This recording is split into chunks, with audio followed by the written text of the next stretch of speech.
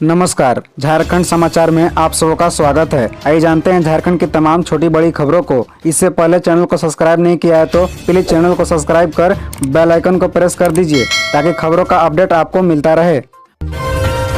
झारखंड में मध्याह्न भोजन बनाने वाले रसोइयों के लिए खुशखबरी, जगन्नाथ महतो ने मानी मांग। दरअसल आपको बता दें कि झारखंड के सरकारी स्कूलों में मध्याह्न भोजन बनाने वाले रसोइयों के लिए अब वर्ष में 10 के बदले 12 महीने का मानदेय मिलेगा। इसके अलावा रसोइया अब 60 वर्ष की उम्र तक काम कर सकेगी। शिक्षा मंत्री जगन्नाथ महतो ने बुधवार को इन मांगों पर सहमति दे दी। राज्य में लगभग 80,000 रसोइया कार्यरत हैं। रसोइयों के लिए सेवा शर्त नियमावली भी बनाई जाएगी। इसकी प्रक्रिया जल्द शुरू होगी। शिक्षा मंत्री ने बातें बुधवार को अपने आवास पर रसोइया संघ के प्रतिनिधिमंडल से मुलाकात के बाद कही। संघ का प्रतिनिधिमंडल विधायक सुदीप कुमार सोनू के नेतृत्व में शिक्षा मंत्री से मिला। संघ की मांग को लेकर हुई वार्ता के बाद शिक्षा मंत्री ने उक्त बातें कही। शिक्षा मंत्री ने कहा कि मध्याह्न भोजन योजना का संचालन केंद्र व राज्य सरकार द्वारा संयुक्त रूप से किया जाता है। ऐसे में रसोइयों का मानदेय वृद्धि का प्रस्ताव केंद्रीय मानव संसाधन मंत्रालय को भेजा गया था, लेकिन केंद्र की ओर से कोई जवाब नहीं आया। इसके बाद भी राज्य की ओर से मानदेय में वृद्धि की गई है।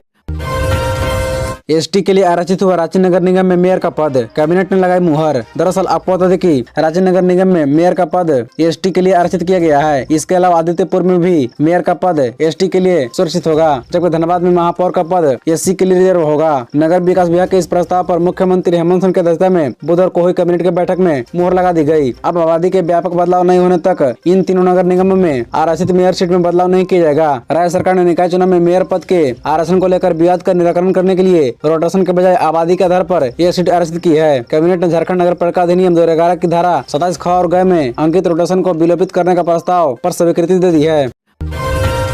पंचायत सचिव नियुक्ति का रास्ता हुआ साफ, बाबूलाल बोले हमारा संघर्ष और आपकी मेहनत का हुआ जीत। दरअसल आपको बता दें कि झारखंड में पंचायत सचिव नियुक्ति का रास्ता साफ हो गया है। सुप्रीम कोर्ट ने राज्य सरकार को निर्देश दिया है कि राज्य स्तरीय मेरिट लिस्ट तैयार कर पंचायत सचिव अभ्यर्थियों की नियुक्ति करे। पंचायत सचिव नियुक्ति पर सुप्रीम कोर्ट का फैसला आने के बाद बीजेपी विधायक दल के नेता बाबूलाल मरांडी ने पंचायत सचिव अभ्यर्थियों को बधाई दी। कहा कि हमारा संघर्ष और आपकी मेहनत की जीत हुआ। बाबूलाल ने कहा कि सुप्रीम कोर्ट ने राज्य स्तरीय मेरिट लिस्ट बनाने का निर्देश दिया है। गौरतलब है कि पंचायत सचिव नियुक्ति परीक्षा का आयोजन 2016 की नियोजन नीति के आधार पर किया गया था। उस समय बाबूलाल मरांडी झारखंड विकास मोर्चा में हुआ करते थे, बाद में बीजेपी में आए। बाबूलाल ने लिखा कि पंचायत सचिवों की नियुक्ति को लेकर मैंने कई बार राज्य सरकार को पत्र लिखा था, लेकिन 5 लाख नियुक्तियों को झूठा वादा करने वाली सरकार ने बेरोजगारों को लेकर अपनी संवेदनशीलता नहीं दिखाई। मामले में राज्य सरकार पर राजनीति करने का आरोप लगाते हुए बाबूलाल मरांडी ने कहा कि पंचायत सचिवों की मेरिट लिस्ट तैयार कर उनकी नियुक्ति सुनिश्चित करे।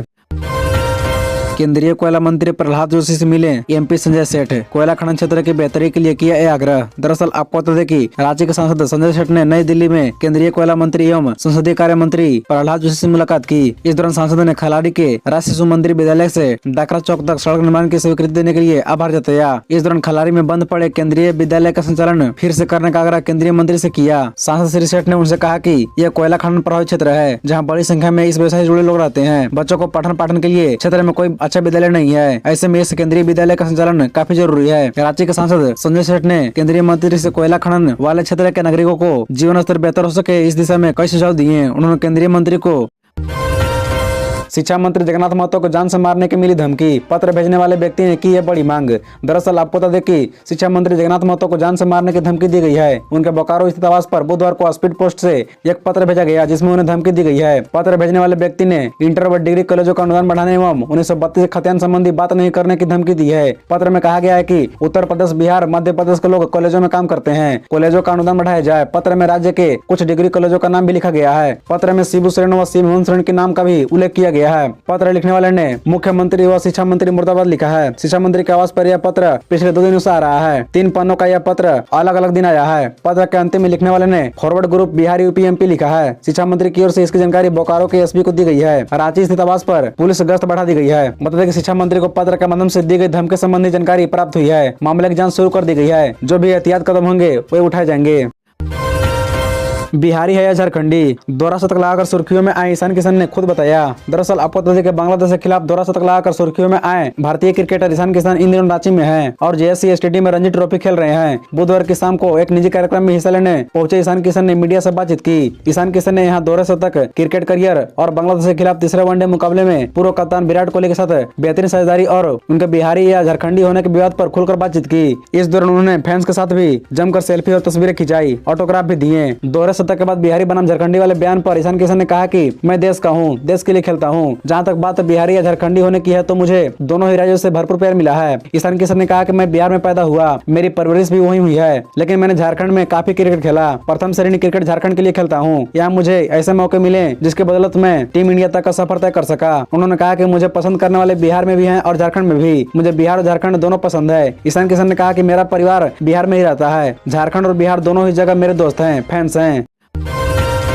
सुषमा बड़ाइक पर किसने चलाई थी गोली? दिन दहाड़े हुई फायरिंग को लेकर अब तक क्या पता चला?